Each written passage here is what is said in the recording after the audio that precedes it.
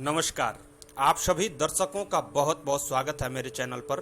मैं आचार्य पंकज शास्त्री आपका अपने चैनल पर हार्दिक अभिनंदन करता हूं।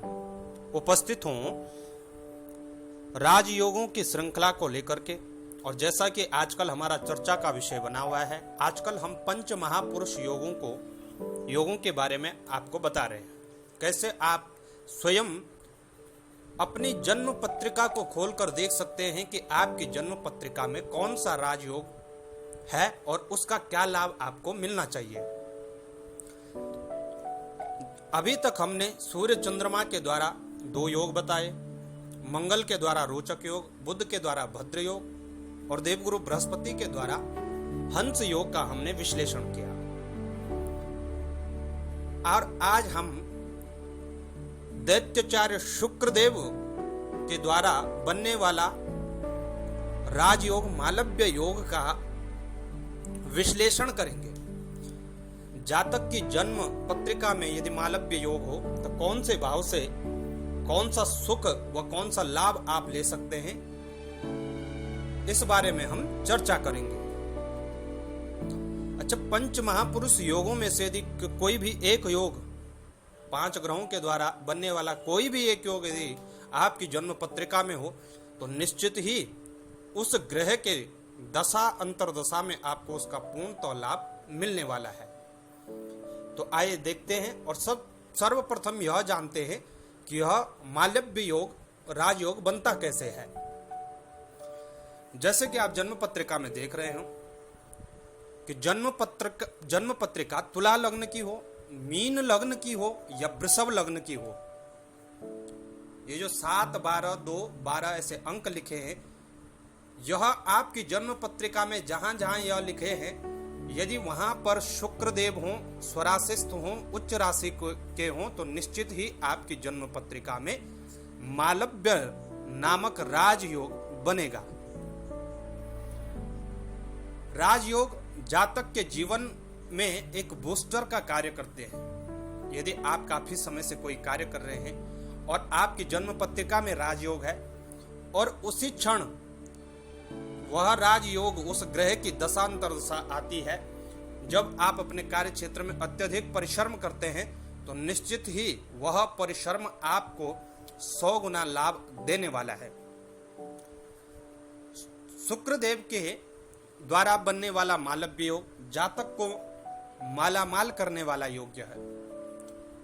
यह दोनों तरफ से देखा जाता है, चंद्र कुंडली, लग्न कुंडली, दोनों से यदि केंद्र में कोई ग्रह हो, उच्च का हो, तो निश्चित रूप से आपके लिए ऐसी स्थिति में मालव्य योग देखने को मिलेगा, यदि शुक्रदेव स्वराशि के हों या उच्च राशि के हों।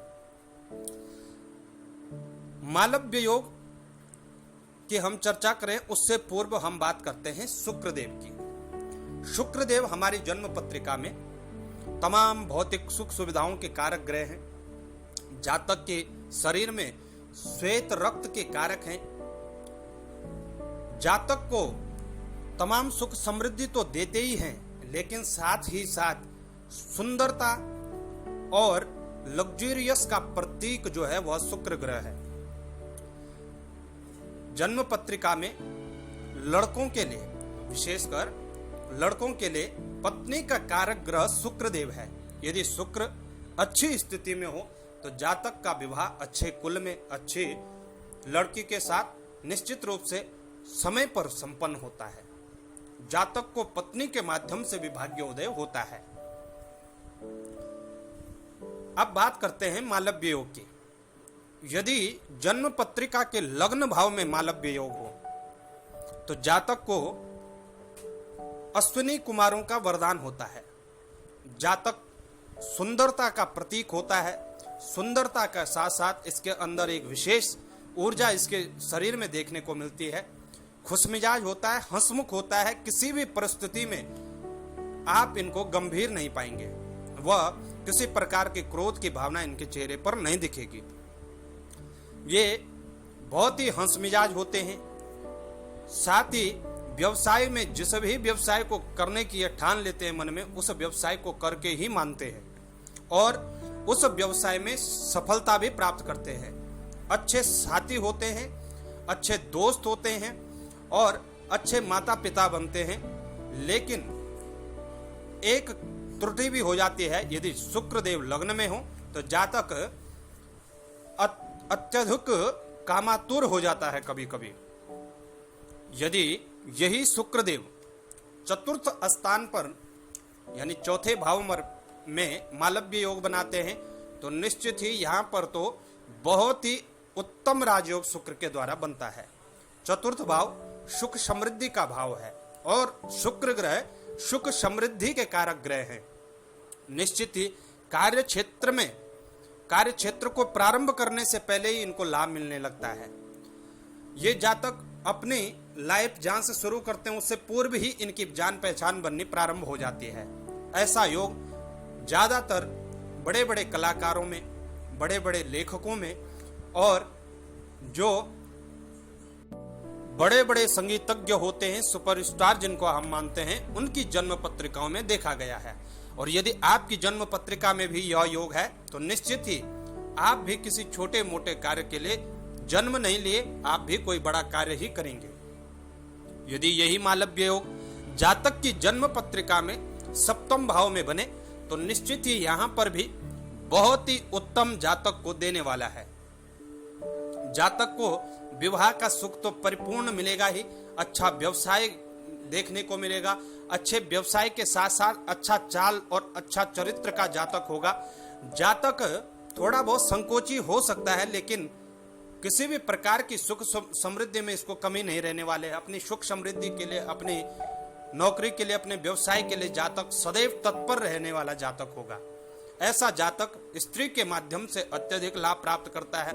यदि वह अपनी स्त्री के माध्यम से उसके मार्गदर्शन पे अनुसार ही कार्य करे तो निश्चित ही ऐसा जातक भी बहुत ऊपर तक जाता है और वह बहुत लाभ प्राप्त करता है।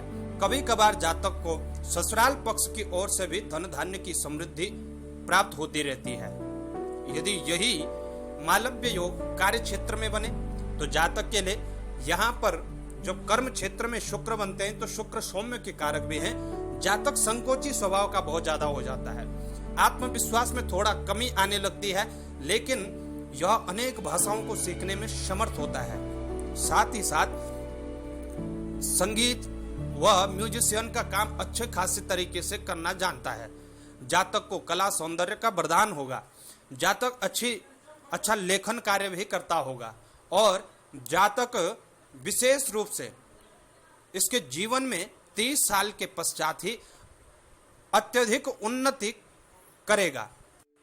और सबसे बड़ी बात, जातक की जन्म पत्रिका में मालव्य योग कहीं भी बन रहा हो, जातक को कभी भी किसी चीज की कमी नहीं होती है। घर परिवार गाड़ी बंगला सब जातक को मिलता है और जन्म लेते ही मिलता है। यह मालव्य योग की विशेषता है।